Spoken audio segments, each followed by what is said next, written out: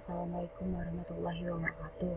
Perkenalkan, nama saya Sony Permatasari. Saya akan mengajar mata pelajaran Teknik Informatika dan Komputer, atau lebih dikenal dengan TIK, untuk semester ganjil kelas 10. Baik, materi kita kali ini yaitu tentang menjelaskan struktur dasar HTML.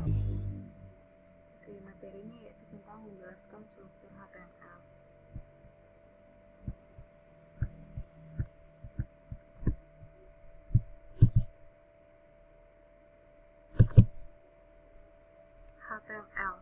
HTML adalah merupakan singkatan dari Hypertext Markup Language.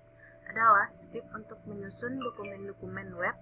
Dokumen HTML disimpan dalam format teks regular dan mengandung tag-tag yang memerintahkan web browser untuk mengeksekusi perintah-perintah yang dispesifikasi. Selanjutnya yaitu fungsi HTML. Nah, fungsinya yaitu pertama untuk mengelola serangkaian data dan informasi sehingga suatu dokumen dapat diakses dan ditampilkan di internet melalui web. Yang kedua, menampilkan berbagai informasi di dalam sebuah browser internet. Dan yang ketiga, membuat link menuju halaman web lain dengan kode tertentu hypertext. Kelebihan HTML. Yang pertama, merupakan bahasa pengkodean yang lintas platform, cross platform. Maksudnya, HTML dapat digunakan pada berbagai jenis mesin komputer yang berbeda dan berbagai macam sistem operasi yang berbeda. Jadi, bersifat fleksibel karena ditulis cukup dengan menggunakan editor kecil ASCII. Yang kedua, dapat disisipi gambar baik, gambar statis atau dinamis, animasi, termasuk menggunakan gambar untuk dijadikan hyperlink. Nah, yang ketiga, dapat disisipi animasi berupa Java Applet atau file-file animasi dan Macromedia Flash atau Macro Shockwave. Untuk keperluan ini, browser harus memiliki plugin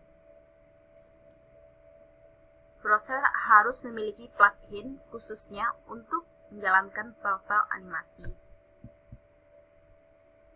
Selanjutnya, kekurangan HTML. Yang pertama, menghasilkan halaman yang statis.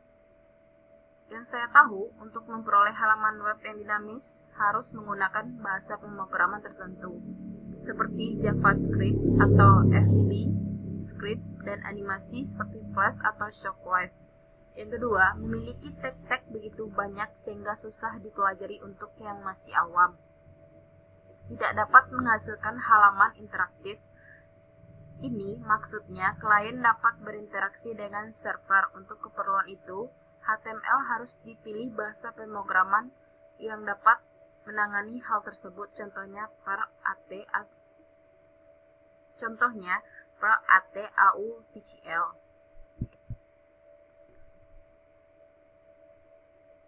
Selanjutnya, struktur dasar HTML. Yang pertama ada tag, merupakan teks khusus markup berupa dua karakter. Tag ini ditulis secara berpasangan yang terdiri atas tag pembuka dan tag penutup. Untuk membedakan mana pembukanya dan mana penutupnya, Anda bisa membedakan dengan tanda garis miring yang biasanya disebut dengan istilah tanda slice. Selanjutnya, elemen. HTML terdiri dari dua elemen penyusunnya, yaitu elemen head dan elemen body. Elemen head berfungsi untuk memberikan informasi tentang dokumen HTML yang sedang kita buat. Contohnya, seperti judul dokumen itu sendiri atau katakanlah sebagai nama dokumen HTML. Elemen head ini diawali dengan nama dan diakhiri dengan tag dan diakhiri dengan tag penutup.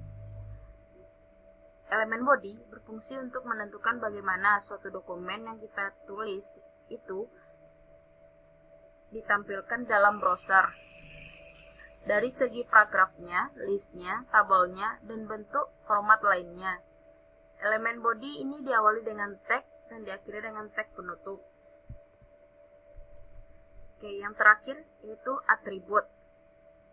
Komponen terakhir dalam sebuah HTML disebut atribut, di mana elemen yang satu ini berfungsi sebagai keterangan tambahan yang melengkapi kedua elemen lainnya dalam sebuah HTML.